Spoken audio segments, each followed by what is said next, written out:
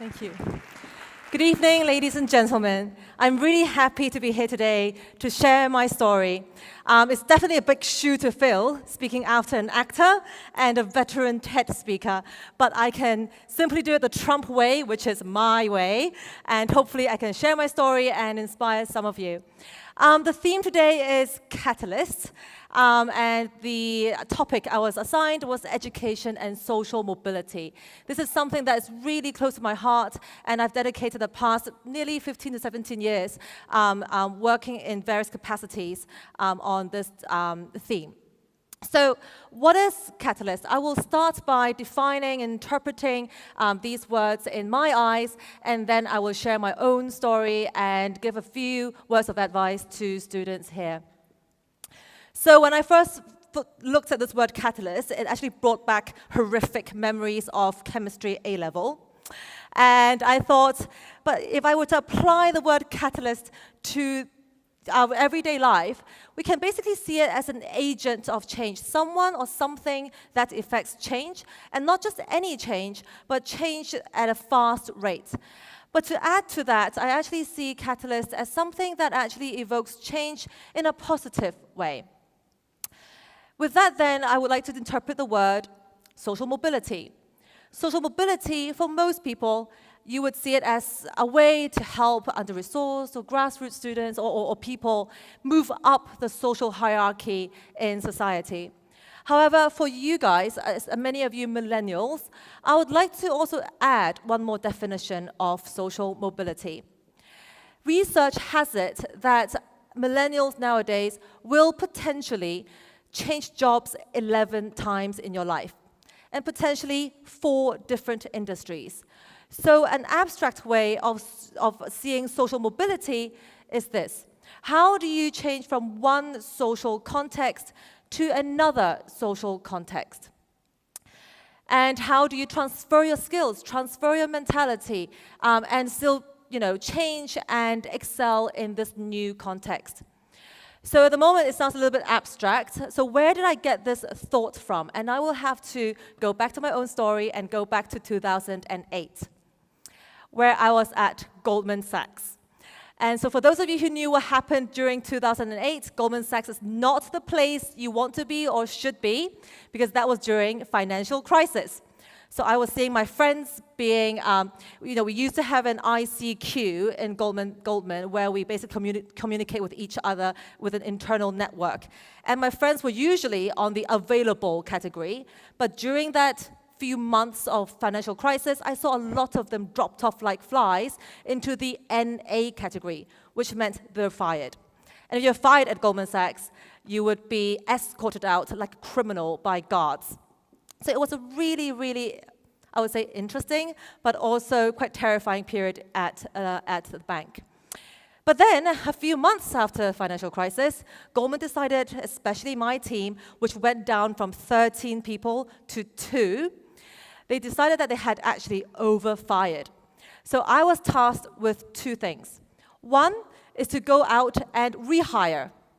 Okay, especially looking at Hong Kong graduates, because we wanted someone who could speak Cantonese and Mandarin. And the second task I was given is to raise morale within the remaining teams. So I was asked to get involved with community service, and there were 2 options, and one option was picking up rubbish in the beach, and the other option was to teach under-resourced students interview skills. So obviously, I chose the latter. With those 2 things, I actually had a revelation that was related to education.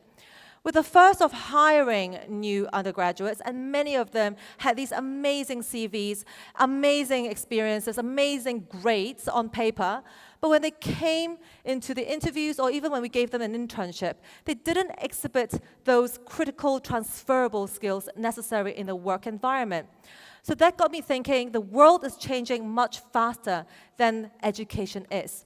So we're no longer looking for knowledge. Knowledge, you can be replaced by Google. I go into Google and I will know much more than you would ever know from research. We really needed skills.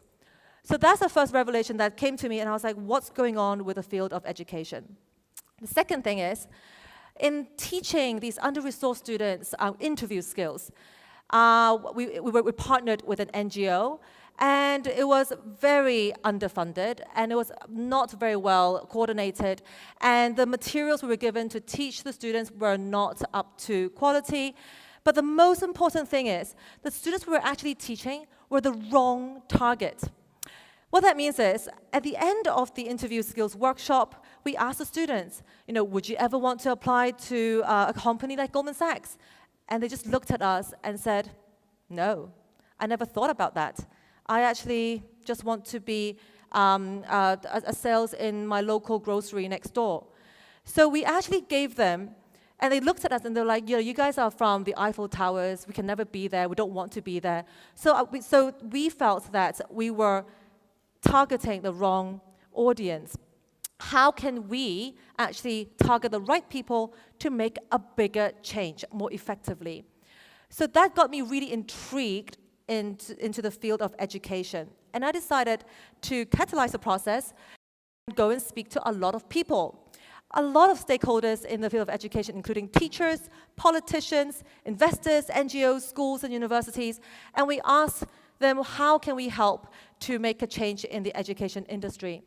And obviously, the ones who were most interested to talk to us were investors of education companies, and they said, look, you can come in as a corporate financiers. But then I actually wanted to get my hands dirty in the field of education. I wanted to experience it myself. I wanted to try it out myself in evoking change in the industry. So I decided to quit Goldman Sachs and be a local secondary school teacher. So you should have seen the face on my father when I told him this decision. He thought I went crazy after the financial crisis. And I said, I just really want to do something before I turn 30. And so I went on, and I left Goldman, and then I realized I was properly unemployed and properly unemployable, because apparently you need qualifications to be a teacher.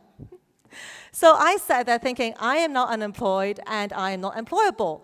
So I knocked on a few local schools' doors, and not many people took me on board, apart from one that said I could be a substitute teacher, and I ended up teaching geography and history. I relearned everything. But with that then, what did I see in my experience in this local secondary school? What are the education gaps that we observed, and what are these gaps that we wanted to fill? I observed three things. One is I realized a lot of students actually lacked a sense of direction.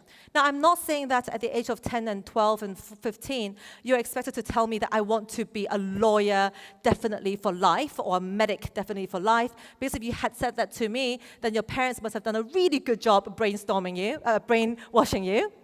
But I just wanted to see a little bit of sense of direction in terms of what am I interested in? What am I interested to pursue? Could I turn that interest into a passion? Do I have something that inspires me that I want to take it further? That kind of direction. So upon asking students, why not thinking one or two steps further, they say, well, my goal is to get into university, which is right. And universities care about grades. I can put down in my application medicine, law, psychology, science, social sciences. Ultimately, I don't get to choose. My grades will choose for me which direction I should go. So many of them are either frustrated because they're not getting that grade in that particular subject, or they might feel deflated, so unmotivated. And that is one other trend that we see. They're unsure of what options are out there. Thirdly, some of the students are really, really well-equipped, star students, but for them, when I see them and I talk to them and I teach them, I realize a lot of them have a lot of knowledge, but not the transferable skills that I think they will need to excel in university and beyond. So with those three inspirations, we really wanted to help them find the direction.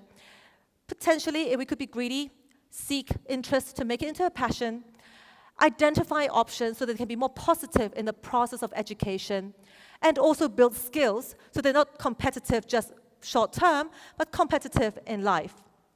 So we did a lot of things, including skills programs, consulting, etc. But what was really close to my heart is that how can I go back and did what I did at Goldman and help the under-resourced students? And this time, I will focus on the right target, those who I can really, really help and those who really do need our help. So we focused on under-resourced but high-achieving students. A lot of people in Hong Kong say, when you're helping under-resourced, you're looking at the marginal students. And when you say marginal, a lot of them think they must be, maybe on drugs, or they must be from really horrible, broken families and, horrible living conditions. But from our perspective, we wanted to help the marginal students who are at the top of the under-resourced segment, who, if we can give them a little bit of inspiration, a little bit more exposure, a little bit more guidance, the world is theirs. So that is the segment that we wanted to target. So what did we do? We went out and partnered with St. James Settlement and 10 schools. Well, we started with 3, and now we have 15. And then our vision was to bridge the opportunities gap for the under-resourced and high-achieving students through 3 things. 1, we wanted them to have more exposure to find the direction.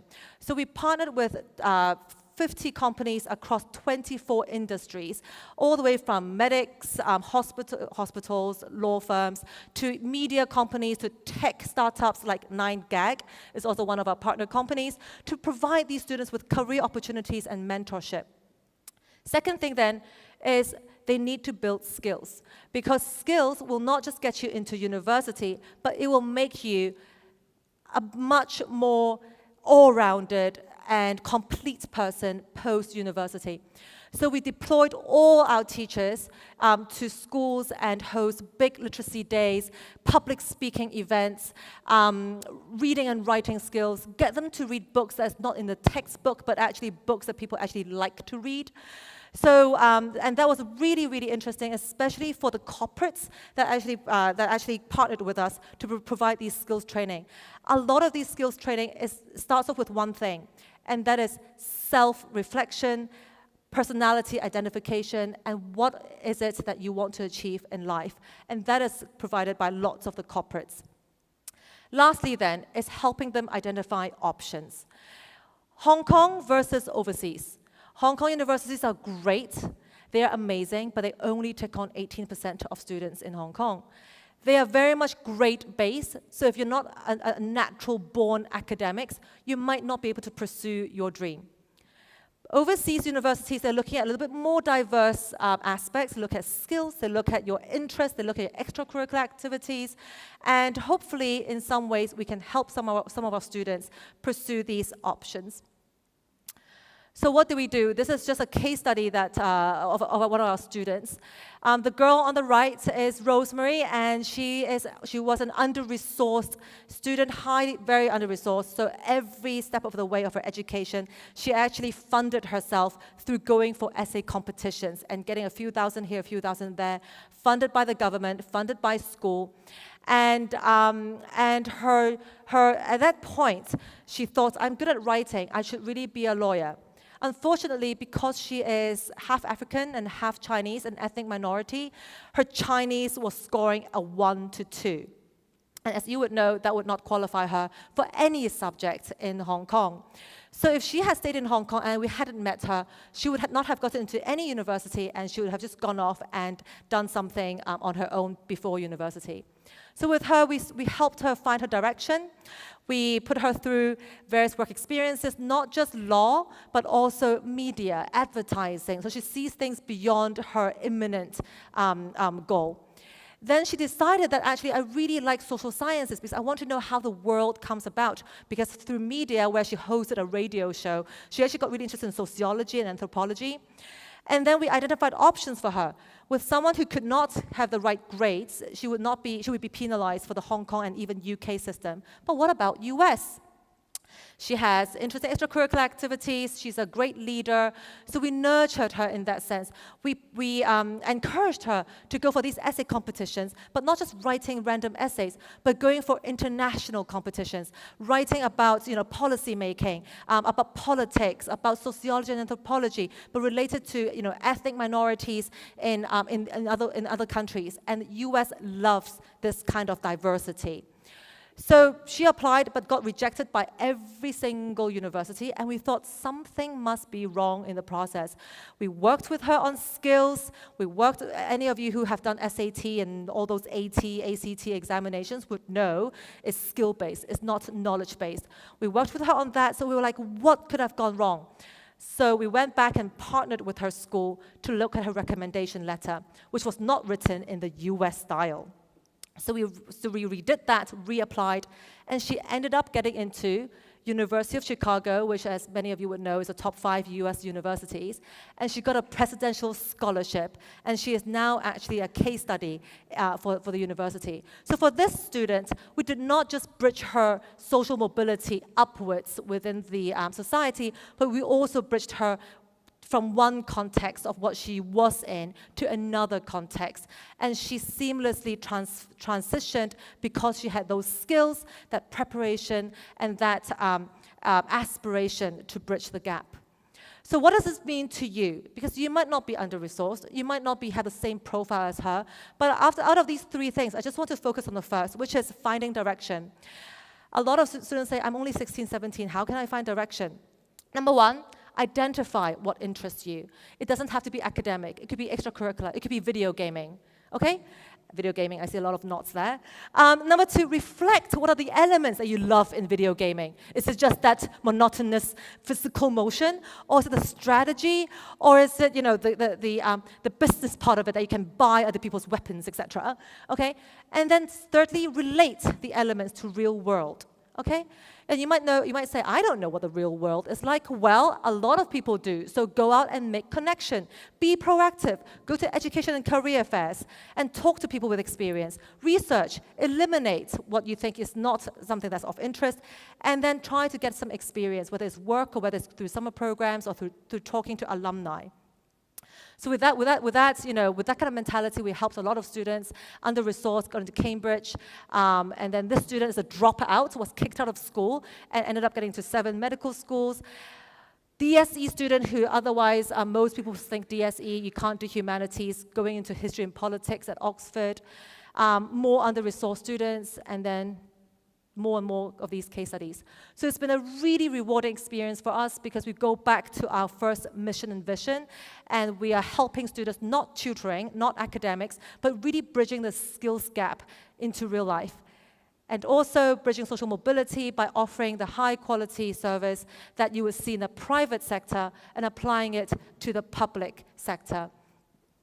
So with that, I shall conclude my presentation, and I just want to leave all the students here with a few thoughts. It's really important that you really think 1 or 2 steps ahead and think about what really intrigues you, what really interests you, and pursue that interest, make it a passion. Well, if it becomes a passion, you don't have to make it a passion. It will become a passion. And hopefully you will then perform and excel effortlessly because you love what you do. Thank you very much.